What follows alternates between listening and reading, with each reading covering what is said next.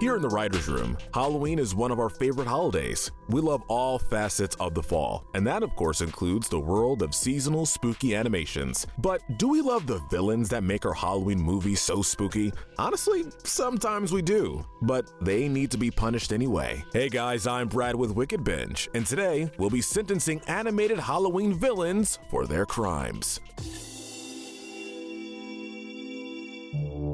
Alright, the rules. For this list, we'll be taking a look at some of the more sinister aspects of these animated classics, the crimes. We've chosen all of our favorite Halloween animations and lined up the villains so they can be sentenced accordingly. While these aren't strictly Halloween movies, they're all family-friendly animations that we think are best to watch in October or September, if you like to get a head start like we do. And finally, this should go without saying, but a big, spooky spoiler warning is in effect. With that said, let's go to court. First on the docket, we have Tim Burton's The Nightmare Before Christmas. There are actually a few characters from this movie. The laws of Halloween Town are different than our own, so we're gonna be very lenient with some of the more ambiguous crimes. We're not sure if grave robbing the living dead is more of a breaking and entering situation, for instance. But that doesn't mean we can let everything slide. First to stand trial is Dr. Finkelstein. You may be thinking he's not really a villain, but he's a pretty important antagonist, especially to Sally. He may have created her, but he created her with sentience and then locked her up. You're mine, you know. I made you. The fact that she seems to have a mature adult mind means that we can't call this child abuse. Exactly.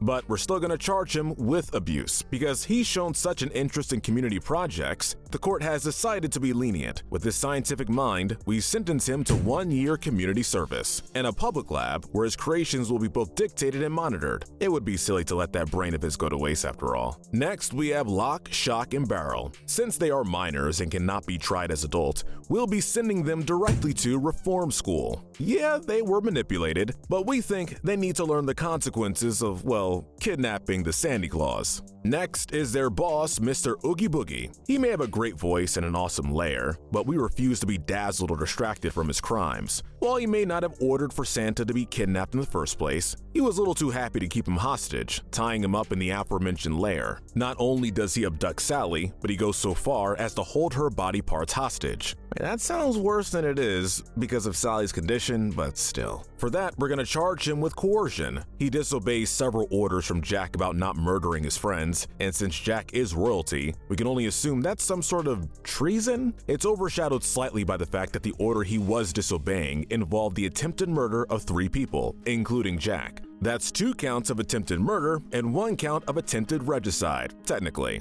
For all this, we have very little choice but to condemn Oogie Boogie to the death penalty. This means he, more or less, met a just end in the film. Now we have Jack Skellington. We love Jack. Everyone loves Jack. The thing about it is that if you're Santa Claus, he really is the villain of the movie. The kidnapping, and even the breaking and entering we can chalk up to an honest miscommunication, letting Jack off the hook for many, many of his crimes. There are a few, however, such as a heist of an entire holiday, as well as identity theft, that just need to be addressed. I'm afraid I've made a terrible mess of your holiday. Considering the non-violent nature of those 2 charges, the court is once again inclined to be lenient. We sentence Jack to 1 year probation, as well as sensitivity training regarding all holidays, in the hope that these mistakes are never repeated. Alright, now we have another Tim Burton feature, Corpse Bride. Unlike A Nightmare Before Christmas, where even the heroes needed to be sentenced, Corpse Bride has brought us only one defendant, Lord Barkis. There are only 3 counts against Lord Barkis, but they're all serious. One, of course, is murder. Though the exact details of the crime were left to the imagination of the young audience, we know that he wounded Emily and left her for dead. Since it was intentional, we have to charge him with murder in the 1st degree. Then he stole her family's money. He would make the case, of course, that he just inherited the money she stole from the family, but he ended up with those blood jewels either way. And remember, he was the one who put her up to the scheme in the first place. The 3rd and final charge against Lord Barkis is a conspiracy to murder his other bride, Victoria. Honestly, we couldn't think of a more just end than what came to him in the movie, letting him spend eternity in the land of the dead with the people who want to see him brought to justice. But since the court just can't wait for him to drink poison, we sentence him to execution by hanging. Our next movie is Coraline. The only one being charged is Coraline's other mother. The obvious charge would be identity theft, but she's upfront about the fact that she's not Coraline's old mother, but rather the other mother. Do you like them? I'm your other mother, silly. That distinction saves her from one charge, but none of her other crimes. There are 4 counts of stalking, with the assistance of her creepy spy doll. There are also 3 counts of child neglect for the children she locked behind the mirror. Associated with this, we have 3 counts of murder in the 3rd degree. We wouldn't say that the murders of the children were premeditated or even intentional, but the deaths were solidly her fault and happened under her watch during unlegal conduct. Finally, we have to charge her with 2 counts of abduction, 1 for each of Coraline's parents. For these crimes, we sentence her to death via electric chair, though to be honest, we're a little scared to see if it even works. The next movie is Scooby-Doo and the Witch's Ghost. There are 2 villains that are going to be sentenced, Sarah Ravencroft and her descendant, Ben Ravencroft. We'll start with Ben. Though he has evil intentions, a lot of the things he actually accomplished that were evil aren't technically crimes. A couple of examples include orchestrating a fake mystery and tricking Velma. Even necromancy, which is morally dubious, isn't technically a crime. What we can charge him for is conspiracy for world domination. We're pretty sure that has to count as some kind of treason. For that, we sentence him to life in prison, and quickly, before he escapes to Europe. For Sarah Ravencroft, the crimes are a little more ambiguous. We're sure she did some evil stuff back in her day, but based on the evidence presented, there are only 2 charges we can be sure of. One is property damage for the destruction of the Puritan Village attraction. The other, of course, is 1 count of attempted world domination. Since she is described in the movie as one who cannot die, we think sentencing her to life imprisonment inside her own spellbook was an appropriate end. Now we have the film Paranorman. The first villain is Judge Hopkins. Though he and his 6 zombie associates wreak havoc in the world of the living, this is after they have seen the error of their ways.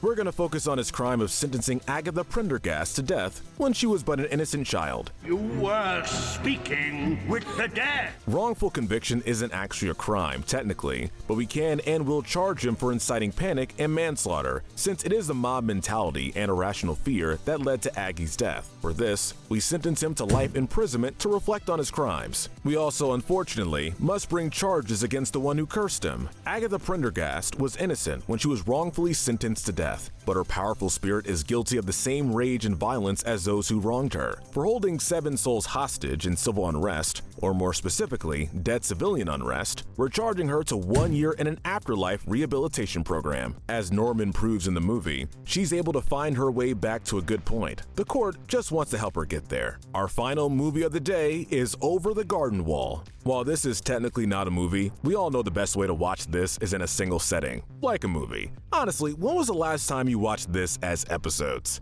This one's got a few criminals. One is the North Wind. He might have been a dream, but that's no excuse in this court for bad behavior. We're charging him with several counts of property damage, for which he shall be sentenced a hefty fine of 2 cents. If it's enough to start a fortune in this land, we figure it's enough to show him we mean business. Next is Adelaide of the Pasture. She turns out not to be the good woman that was promised, but rather a mean old witch who lords her magic over others. She gets 1 count of extortion for the terrible position that she puts Patrice into by promising her freedom in exchange for a servant. She also gets 2 counts of kidnapping for, well, the napping of kids were in Greg. Even if she was overthrown, there was still an abduction and restraint situation that she needs charged for, and we know her intentions for after were not good either. For these crimes, we sentence her to 10 years of community service. Since she was trying to make servants out of other children, we think the most fitting judgment is for her to serve the community in their place. And finally, the last defendant is, of course, the Beast. He also extorts free work from the woodsman, but that is hardly a charge in comparison to the grinding children into oil after they've been transformed into edelwood trees.